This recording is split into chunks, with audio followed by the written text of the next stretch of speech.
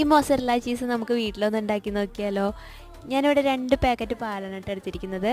പാല് നമ്മുടെ വിരലൊന്ന് തൊട്ട് നോക്കുമ്പോൾ ചൂടാവുന്ന ടൈം ആകുമ്പോൾ ഓഫ് ചെയ്ത് കൊടുക്കുക. ഇനി ഇതിലേക്ക് വിനീഗർ ചേർത്ത് കൊടുത്തിട്ട് ഇതൊന്ന് പിരിച്ചെടുക്കുകയാണ്. കുറച്ചായിട്ട് ചേർത്ത് ഇളക്കി കൊടുക്കാം. കുറച്ച് സമയം എടുക്കും കേട്ടോ അതുപോലെ ഒന്ന് പിരിഞ്ഞ് കിട്ടാൻ വേണ്ടിയിട്ട്. അതിന് ശേഷം ഇത് രണ്ടും സെപ്പറേറ്റ് ചെയ്യാം. ഇനി ബാക്കി വന്ന വെള്ളത്തിൽ ഉപ്പിട്ടിട്ട് ഒന്ന് ചൂടാക്കി എടുക്കാം. അതിന് ശേഷം സ്റ്റൗ ഓഫ് ചെയ്തിട്ട് ഈ ചീസ് അതിലിട്ടിട്ട് 2 മിനിറ്റ് മൂടി വയ്ക്കും. ഇനി അത് എടുത്തിട്ട് ഇതുപോലെ ഇടയ്ക്ക് പിഴിഞ്ഞു കൊടുക്കുക, വീണ്ടും ഇടുക, അത് കഴിഞ്ഞിട്ട് വീണ്ടും പിഴിയുക. അങ്ങനെ 3-4 പ്രാവശ്യം ചെയ്ത് ചെയ്യുക കേട്ടോ. ലാസ്റ്റ് ഐസ് വെള്ളത്തിലും കൂടെ ചെയ്യുക.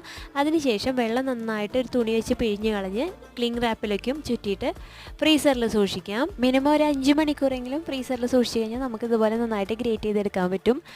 അപ്പോൾ വീഡിയോ ഇഷ്ടപ്പെട്ടിട്ടുണ്ടെങ്കിൽ പ്ലീസ് ലൈക്ക് ആൻഡ് സബ്സ്ക്രൈബ്.